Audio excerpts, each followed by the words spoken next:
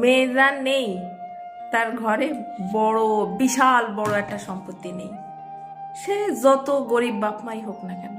মেয়ে হলেই বাংলাদেশের বেশিরভাগ মানুষ বোঝা মনে করে এই মেয়ে কি আমাকে খাওয়াবে নাকি, থাক ছোট পিসটা দেই, কম লেখাপড়া শিখাই, ওর পিছনে টাকা ঢেলে হবেটা কি, দুদিন পর তো যাবে আর একজনের ঘরে, আর বিয়ে দিয়ে দিতে পারলি তো বাস একদম মুক্ত, ঘাড়ের তো একটা বড় ভূত নেমে গেছে। ছোটকালে আমার দাদি যখন বাইচে ছিল তখন দাদিরে আমি শুধু বকতাম যে তোমার দৈনিক দৈনিক কি মেয়ের বাড়ি যাওয়া লাগে, কি এত তোমার মেয়ের বাড়ি প্রতিদিন যাওয়া লাগে, কি ব্যাপার কি। একদিন ঝড় উঠিছে, তো ওই দিন আমিও ছিলাম দাদির সাথে। তা ঝড়ের মধ্যে আমার দাদি আবার বয়স্ক মানুষ তো বেশি জোরে হাঁটতে পারতো না, চোখেও কম দেখতো, তা আমি পুরো রাস্তা মানে গরুর মতন টানতে টানতে নিয়ে আইছি বাড়ি।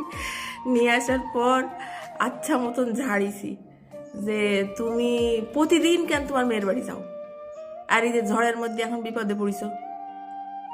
পরে এখন ফিল করি যে আসলে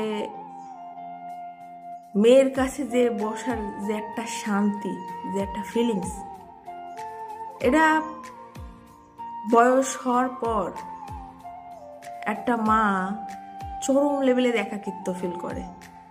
তখন আর তার কথা শোনার মতন কোনো মানুষ থাকে না, শুধুমাত্র মেয়ে ছাড়া। এটা এখন আমি বুঝি। আমার মাও এখন দৈনিক আসে আমার বাড়ি, হয়তো ওইরকম দীর্ঘ টাইম কোনো গল্প হয় না, আসে 10 মিনিট 15 মিনিট বসে তারপর চলে যায়, তরকারি নিয়ে আসে প্রতিদিন। কিন্তু ওই যে একটু দেখার শান্তি, যে না আমার মেয়েটার একটু দেখে আসলাম বা একটু কথা বলে আসলাম বা খোঁজ খবর নিয়ে আসলাম, এইটুকুতেই অনেক শান্তি।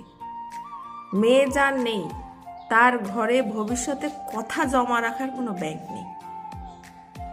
আর যারা মেয়ে হওয়া নিয়ে বেশি মন খারাপ করে, কষ্ট পায়,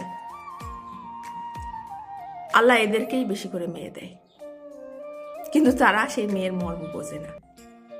আলহামদুলিল্লাহ আমার একটা মেয়ে আছে, একদম লক্ষ্মী সুন্দরী, খুবই ভালো একটা বাচ্চা, অনেক কথা শুনে আমি অনেক খুশি হই, মাঝে মধ্যে অনেক রেগে যাই, আবার কিছুক্ষণ পর অনেক খুশি হয়ে যাই, কারণ আমার মেয়েটা আবার কিছুক্ষণ পর আমার কাছে চলে আসে।